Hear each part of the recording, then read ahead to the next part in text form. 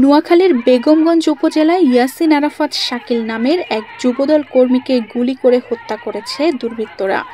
২৮ April সোমবার রাত আনুমানিক ৮:৩০টার দিকে উপজেলার সয়ানী ইউনিয়নের গঙ্গাবর বাজারে এই ঘটনা ঘটে। একদল কিশোর গ্যাং এক তরুণকে তুলে নিয়ে যাওয়ার সময় বাধা দিয়েছিলেন ইয়াসিন। এতে ক্ষিপ্ত হয়ে সন্ত্রাসীরা তাকে গুলি করে। ঘটনার পরপরই গুরুতর আহত অবস্থায় শাকিলকে ২৫০ শয্যা বিশিষ্ট নোয়াখালী জেনারেল হাসপাতালে নিয়ে গেলে কর্তব্যরত চিকিৎসক তাকে মৃত ঘোষণা করেন। হাসপাতাল কর্তৃপক্ষ জানায়, দুর্বৃত্তরা কাছ থেকে ইয়াসিনের বুকে ও পিঠে গুলি করেছে।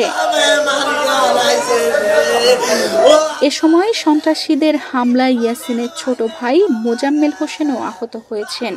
আগামী শুক্রবার শাকিলের সৌদি আরব যাওয়ার কথা ছিল এবং ৮ মাসের একটি সন্তান রয়েছে তার। সরজমিনে গিয়ে দেখা যায় নিহত শাকিলের বাড়িতে শোকের মাতন।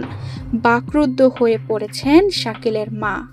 আমি আমার স্বামীর বিচার চাই, যারা আমার নির্মমভাবে আমার স্বামীর মৃত্যুবরণ, আমি তাদের ফাঁসি চাই। আমার বাচ্চার এতিম করে দিয়েছে, আমার বাচ্চার কি হইব? আমার নির্মমভাবে আমার স্বামীর খুন করছে, আমি আর ফাঁসি চাই। কি এটা আমার বেয়ান পাগল হয়ে গেছে পুত্র চোখে।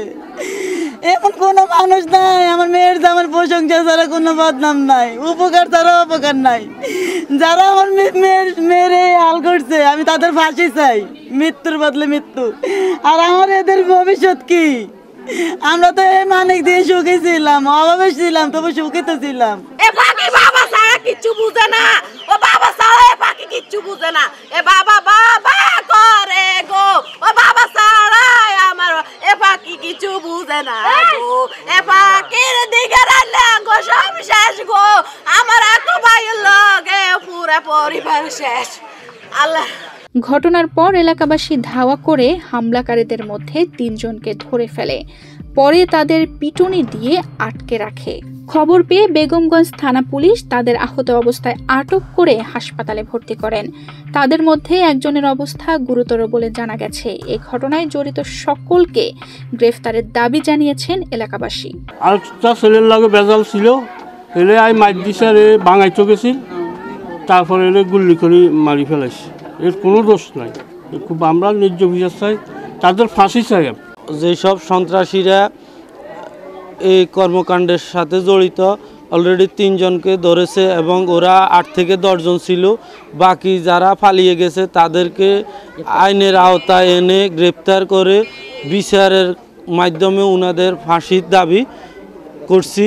শাকিলের ঘটনা হবার পরে উনি স্টক করছে, স্টক করে এখন উনি কোনো কথা বলতে পারে না, মানে ববানো হাসো না কান্দো না, বস উনি ওনার মতো না। এই যে আপনারা এখন দেখতে পাইতেছেন ছেলের সঙ্গে এখন ওনার এই অবস্থা। আরেকটা ছেলে আছে, উনি ছোট হয়েও স্টক করছে রাত্রে, পরে এর ডাক্তারের ঘুমের ইনজেকশন মারি তারা ঘুমাই হচ্ছে। এখন আরেকটা আছে, আরেকটা তো মাথায় ফাটাল আছে, হে হলো মেজো, মানে যে দৌড়ে গেছে শাকিলরে মাথা বেলায়, এরও মাথা ফাটাল আছে, হে আছে এখন এখানে বাইরে। এখন আমরা জনগণের সবার একটাই তার কাছে এই যে সরকার আছে একটা দাবি, তাদের ফাঁসি চাই, এমনকি এই কিশোর গ্যাংকের কেউ যেন সার না পায়। এ বিষয়ে পরিবারের অভিযোগের ভিত্তিতে আইনগত ব্যবস্থা নেওয়া হবে বলে জানিয়েছেন পুলিশ। হত্যার সঙ্গে জড়িতদের সর্বোচ্চ শাস্তির দাবি জানিয়েছেন আইনজীবী। সয়ানীর গঙ্গাবর নামক স্থানে একটি দুঃখজনক ঘটনা হয়েছে। শাকিল নামে একজনকে হত্যা করা হয়েছে। এর আগে আমরা রাজগঞ্জের সেফটি ট্যাঙ্কির মধ্যে একজনকে হত্যা হতে দেখেছি। এই জিনিসগুলি অত্যন্ত মর্মবেদনা এবং আমি মনে করি একজন আইনজীবী হিসেবে, একজন ক্রিমিনাল লয়ার হিসেবে মনে করি যে আইনশৃঙ্খলা বাহিনী যারা আছেন তারা আরও বেশি তৎপর হওয়া উচিত। আমরা তাদের মধ্যে কিছুটা শৈথল্যভাব দেখতে পাচ্ছি। এই শৈথল্যভাবের কারণেই অপরাধীরা যে মনে করছে যে আমি একটা অপরাধ করে ফেললে আমাকে পুলিশ ধরবে না বা তাৎক্ষণিক আমি পার পেয়ে যাব, এই একটা মানসিকতার কারণেই তাদের মধ্যে হয়তো এই অপরাধ প্রবণতাটা দিন দিন বাড়ছে। এই অপরাধ প্রবণতাটা রোধ করার জন্যে সামাজিক সচেতনতাটাও একটা বিশাল ফ্যাক্টর। যেই ছেলেগুলি কিশোর গ্যাংকের সদস্য হচ্ছে তাদের মা বাবারও একটা দায়িত্ব আছে যে আমার সন্তান আসলে কী করছে, আমার সন্তান পড়ালেখা করছে না, বকাটেপনা করছে। এই বিষয়গুলি যেমন আমাদের সচেতনতার মধ্যে তৈরি করতে হবে।